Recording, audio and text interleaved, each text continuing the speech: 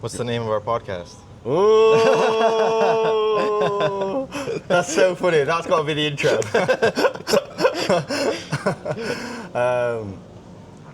Well, we started a company, named it ZM Consulting, Yeah. and yeah, it wasn't very much thought put into that, but the whole point of this podcast today is for you guys to get to know us, to share our experiences and our wins and slight strategy. Can't share too much sauce. Can't. But Just kick it. Yeah, let's kick it. Okay, so this is Zidan. My name is Marco. Zidan, why don't you tell us about like where you came from real quick and why you came to Thailand? Yeah, so you can probably tell by the lovely accent, I'm from the UK. It's actually just been 4th of July, so Yeah.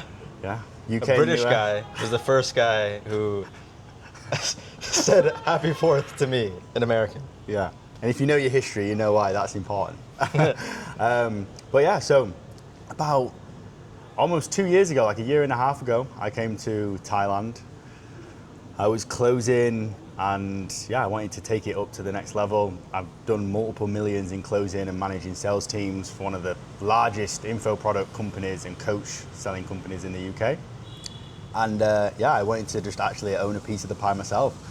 So flew out to Thailand, and I just said to Marco, like, look, if you've got balls, if you are who you say you are, if you are this G who I've only spoke to online in sales communities, then come out to Thailand and let's run it up. Yeah.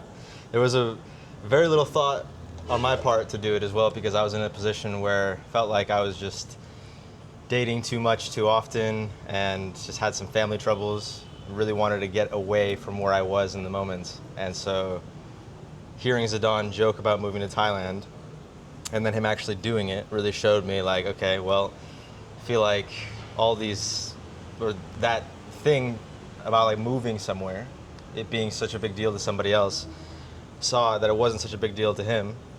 And I really wanted I wanted to feel something like that. And so coming to Thailand has been incredible, because now we're in Vietnam. I think I'm gonna go to Bali here in a few weeks, and you're gonna go to Phuket. Yeah.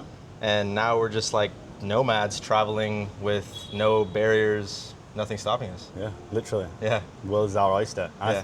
I feel like what you said though, like it takes like a big change to make a Right. big impact, right? So Right. it's like, I wasn't happy with my situation, even though I was performing well as a closer. You know, you wanted to change some things up. So it's like, yeah, it's like you could try and find a new role, or you could maybe do something small, or you could actually roll the dice properly and see what God's Yeah. going to give you. And flying 30 hours across the side of the world with no plan of No business clue. really Yeah. is the best way to do it. Yeah. Well, we were both not planning to necessarily work together when I came out here. There was a slight talk about it, ideas flowing, but there was nothing concrete. And we started off with a handful of clients in different industries, and what we were trying to do was ultimately marketing and sales consulting, but doing it in a way where we would have such an influence that the only exchange or benefit that we expected was a part of the pie of the revenue that we brought in. Yeah. And then, all of a sudden, in November of 2024, one of my friends that I grew up with, who was a new fitness coach, and that label was put on him because he put a type form in his bio, basically, Yeah. right? He had around 10,000 followers on Instagram. And Zidan and I helped him grow his fitness coaching business with all of the knowledge that we had from closing other info products. Yeah. So, And it was trench Yeah. work as well. yeah, it was. Yeah, you see all the fancy growth operator stuff we're doing now. You see the over $500,000 collected in a couple months with the coaches we're working with. It wasn't that pretty. Like, Marco was in the DMs like 12 hours a day, booking in calls, Yeah. coaching on high ticket, creating manual CRMs in spreadsheets to track all the leads. It was not pretty and fancy, but sometimes you got to do it the hard way to get to where you want to be. Absolutely. I feel like all the expectations that I had of what this would be like having your own business, traveling, everything has been completely shattered for me. Like, all of the things that you would expect come with it is like probably happy things, good vibes. But there have been so many unexpected things that have happened. And I feel like the biggest thing that Zidan and I learned was that we've been in the game for years now. Yeah. like so long, and it's what we've dedicated ourselves to. And we felt like we could almost knowledge transfer and like success transfer that into anybody that we wanted to. And that was probably the hardest lesson that we learned. Yeah, very, very hard lesson. Yeah. Like, there is real proof and real like credence to helping the winners win. Yes. Like in business, you can't take someone who was destined to fail and actually like change their course. Like if it's meant to be that they weren't going to succeed, then like whether they had us or Alex Hormozy helping them, they were still going to fail. And that doesn't mean you shouldn't try your all, but really it's just about working with the right people. And like if you actually don't think someone's going to succeed, it's usually not worth taking them on as a client. Yeah. I feel like this applies to anybody. Like in our position, we're trying to help coaches grow. But even if you're a coach and you have a client who's not necessarily listening to what you're telling them to do, it's like really difficult to say who the fault falls onto, because it's just a team effort of success. Like both people need to want it just the same. Yeah, 100%. And it's a level playing field, right? Like everyone gets the same tools. So it's like when coaches start with us, they'll get the same tools. Like they may get a setter, they'll have like an outreach VA, they'll have the same story plan, marketing materials, assets, lead magnets, and it's really just about how you want to utilize them. And there's only so much that we can do, really. It's like sometimes we'll sit there and like one of the big things we do, right, is we review the sale calls of our clients. Yeah. And like Savannah, for example, who like had a day where she had 4 calls, closed all 4, collected like 6-7K. I think Rodney's had like 8K days before, and those 2 people in particular sucked at sales. I'm not gonna lie. Sorry if you hear this, guys, but you guys know it. And through hard work, persistence, and call reviews, changed it all around. But it's because they were willing to take on the advice. And then other side of the spectrum, call review after call review, and still doing the same mistakes when they jump on the call. And it's like you can actually be there to give the training, but then it's like in the moment, like we're not on the sales call to remind them everything. I feel like the expectations that we set off, because we're so like analytical and we try to figure out everything that there is to do, try to cover up any holes that could possibly be there. But then other people, they aren't living this nomadic lifestyle that we are. And so every day, me and Zidan are in the trenches. We wake up in the morning to respond to everybody in the US. And that means that we have to get up at like 5 a.m. every morning. Well, we choose to do that, I should say. And then after we get all of our client work done, when everyone's awake in the US, then we get to working on our own business. And other people are probably just not as involved as we are, and that's just the reality of it. That's fine. I'm not saying that we are actually at any level that I want us to be at anyway. Yeah. But all of the things that we're talking about right now, about like people wanting the success, is like you just gotta want it. You just gotta want it. Yeah. Really does just come down to like when you wake up, like you're hyped to get out of bed and just go fucking crush it. Yeah. You really need that. Yeah. And then it's just like you have to fake it till you make it too. Because so many things that we've done up until this point, like now, me and Zidan, we question on like a weekly basis probably whether we're doing the right stuff, where like we would have killed to be in the position that we're at 6 months ago, even like 2 months ago. Yeah. So now something that's really helped us as well is probably getting out of our bubble, because Zidan and I, we've lived pretty close to each other for most of the time that we've been out here, if not in the same place. Yeah. But we've been going out to like Muay Thai classes and going out to get dinner with some other guys and girls that we've met. And it just feels so good to, one, not talk about business for once, for like a 30-minute dinner. And then two, actually see that we are so ahead, like so much more than we think. Yeah. And I love that feeling now. It's like what I imagine could be compressed into the word of like being humble. Yeah. You know? Yeah. Yeah. No, for real, like the bubble is so true. And I think it's so hard, right? Because in business, like you will have your problems, and to you, your problems are so big. Yeah. But it's like, for example, mine and Marco's problems might be like, how are we going to position ourselves to be in a business that can make 100K profit a month? Right. And that right now is like a huge like problem or thing we're thinking about. But like, and that feels just as big as a problem 6 months ago, which was how do we hire our first ever appointment setter? And then it's only when you've always got those problems going on, and it's only when you're actually able to step back that you realize, oh shit, I've actually climbed the ladder so much. Yeah. If you had to think about this yourself specifically when we were living in Koh Samui Towers in like January, what would you have told yourself if you had like a minute to just like absolutely tell yourself to snap out of it? Yeah, I think understanding where your priorities lie in terms of your own time. Like if you sign a client and one of the tasks is to build a landing page, like is it actually worth you sitting there and building that landing page all the way through? I mean, you could probably just leverage someone else with good SOPs, good trainings, with good examples.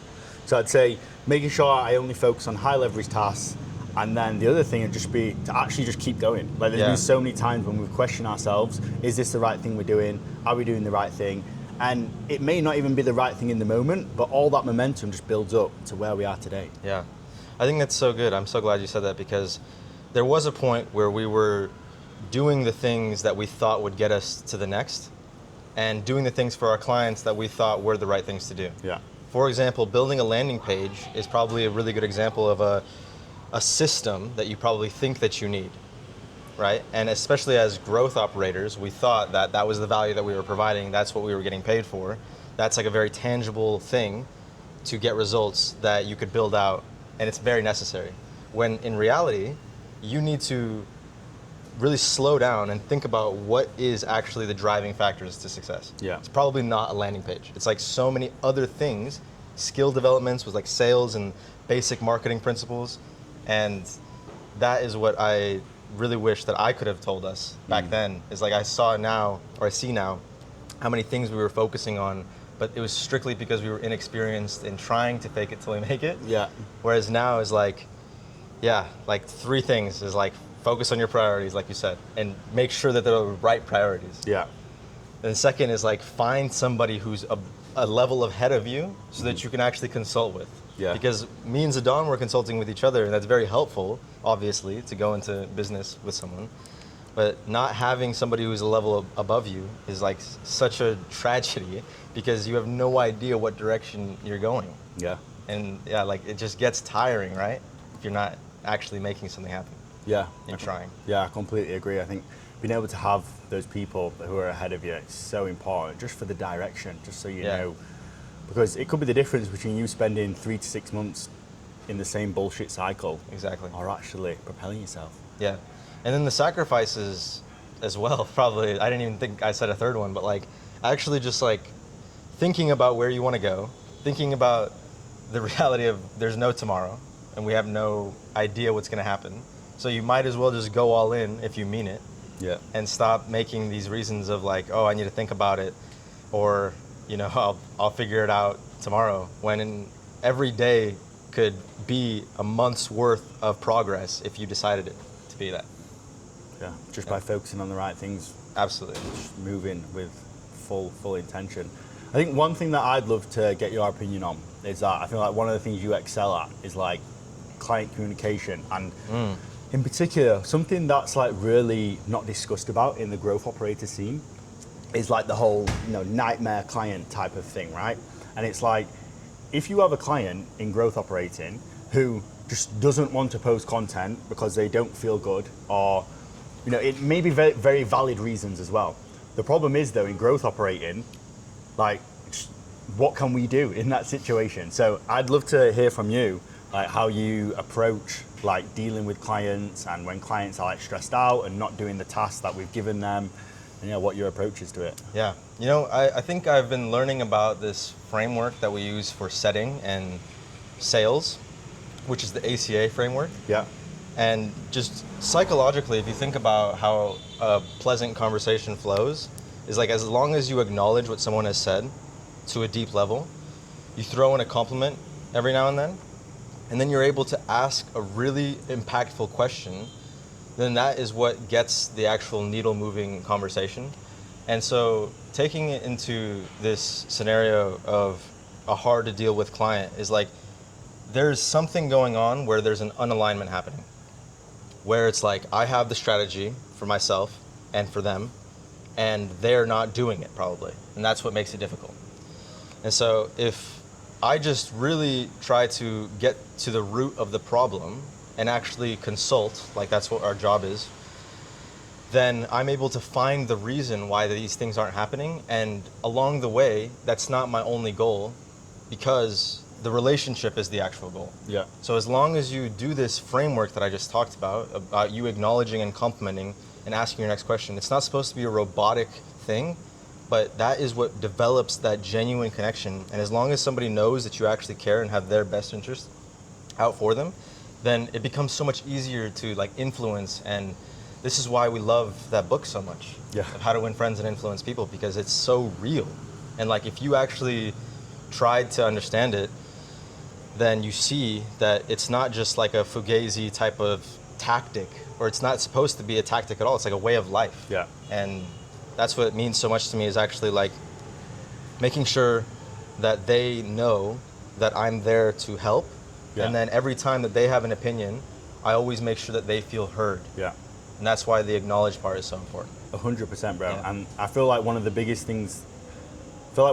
lessons we've learned, and a lesson that's not spoke about enough, is that business is so much about self-development. Like, Yep. one of the biggest things that stops people from succeeding, especially in like with clients that we've worked with in the past, is just the ability to handle stress, handle life problems, and keep it moving. Yeah. Like, that is the hardest part, is to keep it moving. Everyone is going to go through stressful times, but your ability to still do the things that you should do, like come on the sales calls with good energy, like still have a good volume of content that you're putting out, Yeah. like still taking care of all your clients and maintaining a good relationship with the setter and the sales team. Those things, if you can get to the point where you can even do them to an 8 out of 10 level all the time, no matter how shit your personal life is feeling, now you're actually at prime time success. Because we've had it before where like you can hit really good months consistently with clients, but they just lose momentum because life happens. And Yeah. when life happens, you actually have to be able to just smash through it sometimes. It's kind of an out of left field question, but I want to ask you, what makes you respect someone? Good question, bro. I think like the main thing for me is there's their core morals and ethics, and Yeah. just how they respond to other people, how they converse with other people, how they treat sales staff, because this is actually a really funny one, because we speak to so many appointment setters. I know what all of you other growth operators are like and how good or bad you treat your appointment setters. And I've heard so many horror stories from other coaches, from appointment setters about how shit they get treated. The bubble's pretty small. But I asked you about the respect thing because the thing that we're talking about, of like people being in these situations where they have to deal with these tough things, like you are not alone in this world. Like everyone around you is seeing how you react to when shit hits the fan. Mm-hmm. And that is where respect gets developed for me, is when I see someone who's struggling, obviously, like I am able to be aware, right? Like, okay, something's about to happen. It's not going well for them. How are they going to react? Mm-hmm. And every time somebody in my life reacts and overcomes, they earn my respect. And so I feel like that's what our clients sometimes see us having these things to deal with. We react well and actually get the job done. Yeah. And that's where the respect is earned. Yeah. Whereas other people come up with excuses, take too long, literally can't do it, whatever it is, they don't earn the respect. Yeah. I mean, we literally had that in the last 24 hours. I hired a new outreach VA on Ethan's offer who 3 hours into the job said, my work-life balance is going to be affected too much, I'm leaving. Yeah. And we hired a new appointment setter for Rodney who 4 days after said the same thing and couldn't handle it. And you know what happened?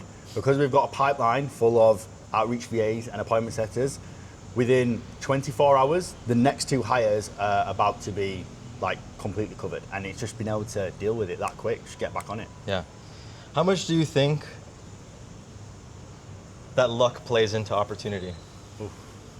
I think it plays a huge part, like a lot more than people realize. But the thing is that you actually just make your own luck. Yeah. So it's like, think of it as like rolling a dice, right? Let's say you're trying to get a 6. If you just roll the dice enough, eventually you are going to get a lot of 6s.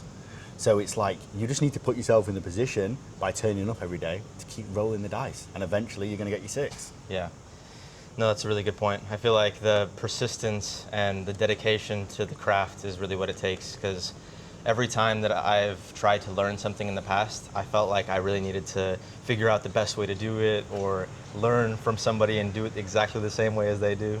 But I mean, you probably can agree, right, that we just need to find our own way and only take like a slight bit of influence, Yeah. and then really make it ourselves, because we're talented. Yeah. And we need to, everyone listening is probably as well.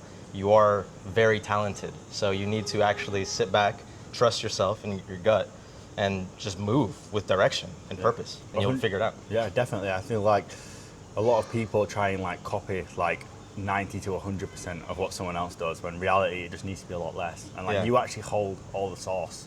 And I feel like God and life just rewards you for being an individual. Yeah. Like everyone who's got a success story, it's all very individual. Like whatever their life path was, it really is really specific to them. So you need to actually be able to carve your own life path out. And I feel like the number one thing you see it with is I feel like content. I'm just checking the time, my bad, bro. You're good, G. With content. I feel like the number one area people lack the individualism is with content. For example, and I've done it before. To be fair, I did it before him though. But like the whole, it doesn't matter, it's whoever masters it. But the whole Nick setting style, of content. Like lots of people are doing that. Even so, like Dustin Verano upload a reel doing that as well. So many people are doing that now.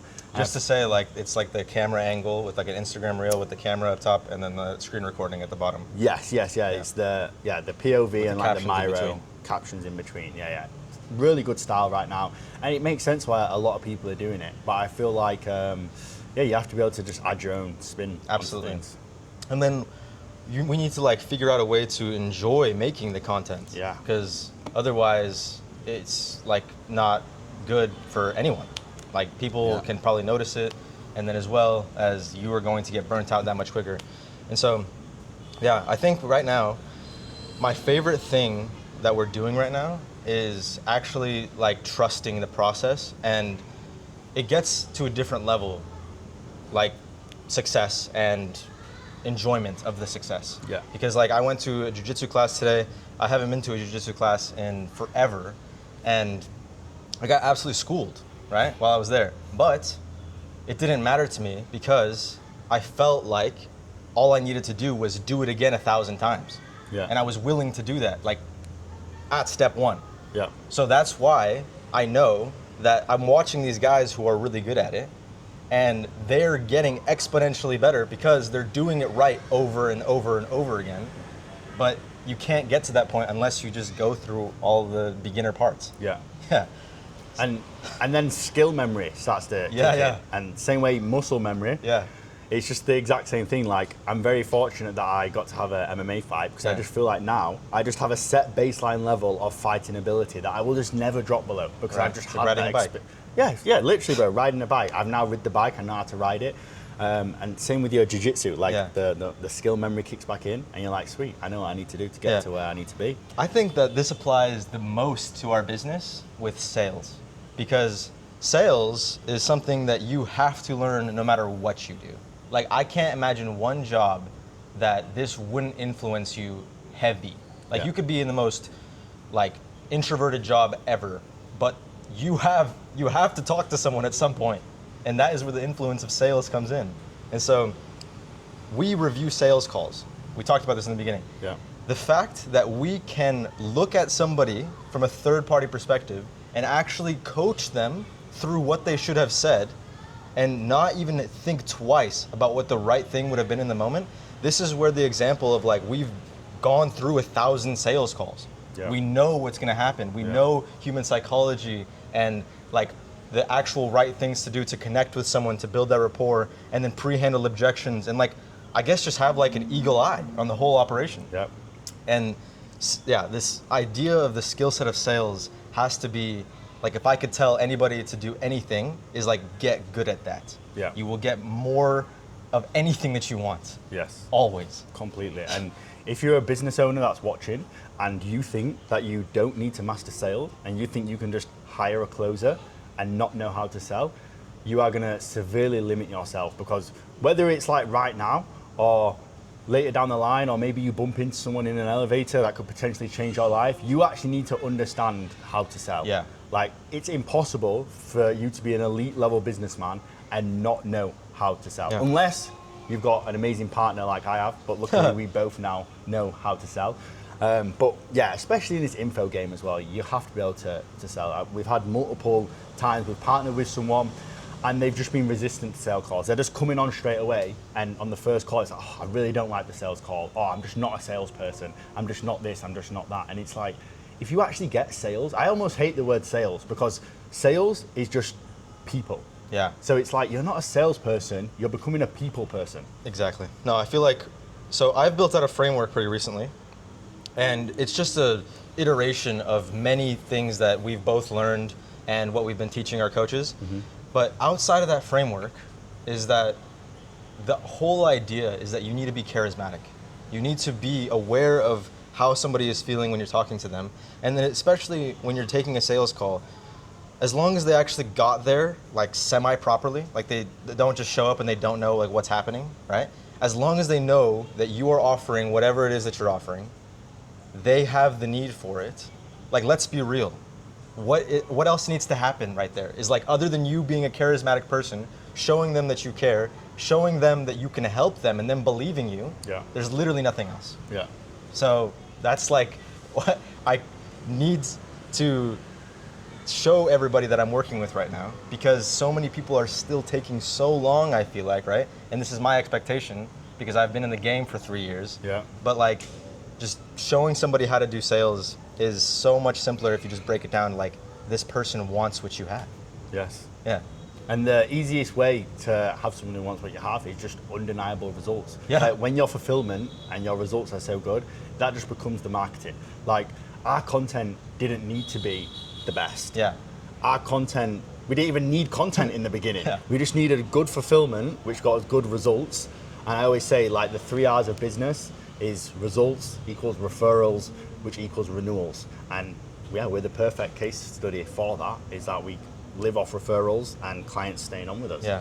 I think something like a really big limiting belief that I've heard on the sales calls that I've taken for what we do is that people feel like they're needy or desperate when they ask people for referrals, when that's ridiculous. Yeah. Like, you need to change that way of thinking so that you are proud of what you do and you can just continue to influence all the people that you claim that you want to help. Otherwise, that you're not going to get anywhere, right? So, And you show your intentions. Like, if you're scared to ask for a referral, it's because you're only thinking about money. Someone who's got a good product, who knows that they're changing lives, isn't scared to ask referrals because they know that the client who they start working with is going to be happy. Yeah. The friend that's just referred them is going to be happy. And we're going to be happy because we've just helped another person and got paid. So such a good example. only people who are scared and chase money are scared to ask for referrals. Yeah. Yeah. Well, I think that everybody who is in business with us, they're seeing massive success because of these basic principles. Yeah. And it's like, there's so much mental shift that needs to happen before we start working with someone. And this wasn't something that we were aware of, actually. Yeah. We thought it was just strict strategy transfer, like do this, that's it. Yeah. But there's so much belief that needs to be changed and made sure that it's aligned with the mission, because otherwise it's so difficult to grow. And what do you think is the biggest belief shift that the coaches that we work with that succeed have to go through? I think it's just like being confident in yourself. Like little examples of, let's say that somebody is talking about something and you don't know what they're talking about, and then you become unconfident because you don't understand what they're saying. Like, who cares, you know? So in all the other aspects of, like, if some client that you're getting on a sales call with is giving you a hard time and you back down, you don't know what to say, like, wake up. Yeah. You are the authority. Yeah. You are there to help them, and don't get pushed around. Yeah. And then the last belief is for sure just making sure that you know what you want. And it's like, whatever it is that you want, don't let anyone else determine what that goal should be for you. Yeah. Like, you know what you want, don't stop until you get there, and then everything else that gets in the way, just practice being unfazed. Yeah. Like, I dare you to go through the worst and be unfazed. See what happens, because next time, almost nothing will faze you. Yeah. Yeah. Builds that resilience, bro. I completely agree. Yeah. I think those are like three really big things. And yeah, the clients who don't go through those shifts, it is much harder for them to for them to go through it. I think the second point that you brought up about just having the confidence in the sales is really important. One of our clients who consistently hits 20K a month, I spoke to him on the last call that we had, and he was explaining how a client or one of their soon-to-be clients agreed that they would have the deposit for this particular day. And when they got to the call, he only had like $400. So he couldn't actually put down, but he was like, oh, I'll just pay the $400 today and get started. And typically, yeah, you'd be like, okay, sweet, we can still sign him up. But because he wasn't sure that this client was going to succeed, he actually just pulled away and was like, we had an agreement that you'd come up with this amount, and even though you got $400, and I appreciate that, that's just not what we agreed to. So we can get started when you come with the full amount. Yeah. The confidence and the awareness to do that, right? Yeah. And that's so good. I'm so happy you brought that up. I really think that what I want for all of our clients is for them to, or even our potential clients, is for them to understand that your price is your price. Yeah. Even if you've been charging $300 a month for so long, it doesn't matter because that's just your reality right now. Yeah. And so many other people are charging 20x what you're doing right now, and their offer is no different. Yeah. It's just the fact that they're confident in themselves and they actually believe that they can transform people's lives. They can transfer that energy properly. People believe them, they want it, and they pay for it. Couldn't agree more, bro. Yeah. Yeah, a lot of it does come from within.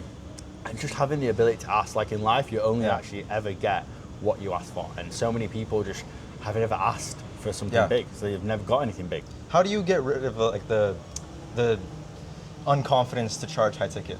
How do you actually get the balls to just say this is 5K? For me, you've just got to be able to fuck it up. Yeah. That's what I say. Is that you have to go into it and just say, I am prepared to fuck this up. I'm prepared to feel stupid. I'm prepared to lose the call. I'm prepared to lose the sale. I'm prepared for the person just to be like, no, fuck off. And you just have to eat that. And then once you've gone through that once, you're like, okay, well, this didn't work and that didn't work. And now you're like, okay, next I'm going to try this. I'm going to try this. And eventually, after asking for so many times and doing it so wrong and wrong and wrong, you will eventually start to get it right. And then you can, once you've got it right once, you just build on that momentum and confidence, and then you can start to build these patterns. And now this is when it becomes subconscious, and this is when you just really start to completely smash your sales and end up like Rodney, who last week had a 66% close rate because he's just in his flow state 24/7. Yeah. Getting a higher close rate is such an easy thing to do when you start to realize, well, first of all, it has to be like a team build around you, right? Yeah. You need to really set yourself in the environment, because Rodney having a 66% close rate says a lot about him. He's done a ton of development, honestly. There's no doubt about it there. And with the environment around him now, it has become he has a good setter on his team. Yeah. He's got a good outreach VA who's initiating all these conversations. And he has us reviewing his sales calls. And then the final piece of the puzzle is that he wants it so much. And he wants to help his clients. Yeah. He really does. He's had such a dramatic transformation. And it shows. Yeah. Yeah. Well, I think right now, what I really want to get across to whoever's watching is me and Zidan are super new to business. We are having massive success right now, and we love the game. We love God as well. And anybody who wants to actually start to get into this space at all, anything about making money online, doesn't matter what you want to do, coming out to another country where you are really disconnected to what you're used to in life allowed me to make this transformation about myself where I just don't care anymore. Nothing can stop me. I feel like I can go anywhere I want. I can make as much money as I want and support the people that I love as the end goal. Yeah. So, I think, how can somebody move out here? What does it take? Good question, bro. I think first thing, it takes a lot of fucking balls. Yeah. Well, no, actually, sorry. If you've not done it before, it feels like it takes a lot of balls. But actually, the move is just so simple because you've always got to think from a place of what's the worst that can happen. So if your life isn't that enjoyable right now, then what is the worst that could happen if you just saved up 3, 4, 5, 6, 7K, moved to Southeast Asia, to the other side of the world, and just tried to set up a business? Worst case scenario, you just go back home and you have a dope fucking story to tell and you've improved as a person. So when people are scared to take these leaps of faith, it just really shows usually that they just aren't going to make it. Yeah. You know what's funny is I actually told really only a handful of people. I went to the beach for my birthday because I came September 5th to Thailand. Well, I landed September 5th. My birthday was August 31st. I flew out on like the 2nd or whatever. The time change is crazy like that. Lost Yeah. like a day and a half. But I flew out right after my birthday to Thailand, and I told the people that I went to the beach for to celebrate my birthday. There's probably like 9 people. And I told them like the day before I was leaving. Yeah.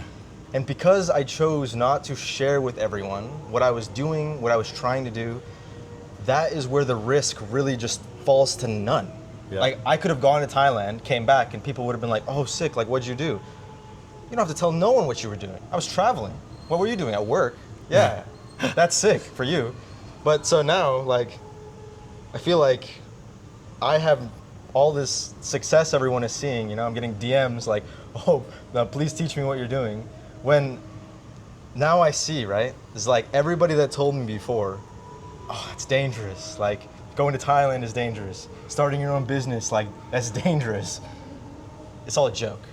Like I know what I wanted, Yeah. and now I have it, bro. And especially with a brother in business, is like I have 10x, 100x, 1000x better life than so many of the people that I grew up with. And I believe that they will catch up and that I have a lot of room to grow as well. But I'm so unbelievably happy, and I just really wish that this feeling could be felt by everyone that I know and love. So if you're ever feeling like you are unhappy, like we were talking about, just come out to Southeast Asia, get some balls, do it, and Yeah. your life will change forever. Yeah, couldn't agree more, bro. Like, just takes a big effort to actually want it. Yeah. It really does. And yeah, I think really, I was reading somewhere that humans are like more designed to avoid what scares them than to chase like a big dream. So that's why, you know, you would think it is like kind of like a negative thing, but if you just think like what is the worst can happen, and that's just what removes all the fear. So yeah, I think if you ever just want to do something, like you really just got to ask yourself, like, is the thing that I'm doing irreversible? That's the number one thing. If the thing that you want to do is reversible and you could just fly back home if you did decide to move to a new country, or you could just go back to your 9 to 5 if your business didn't work out, then there's no reason to not do it, and you should never have fear over something that is reversible. Yeah. And the worst outcome is probably not going to happen ever. Yeah. The probability of that happening is so low, and whatever you think is the worst outcome, there is a way worse outcome. Yeah. So there's like, yeah, no risk, no gain, and yeah, Marco and Zidan are gonna rule the world soon. We're gonna rule the fitness coaching game. Whatever we get into, we're coming for the top. So watch out. Let's fucking go. Oh, that's good. That's good. Okay, sweet. I feel like that was like a good. How long do we record for that? 38 minutes. That's dope. Okay.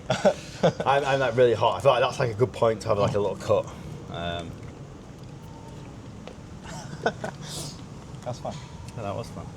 I'm down to record like another little sprint Right now. in like 5 minutes or so. Oh yeah. Yeah. Are you down to, or you think that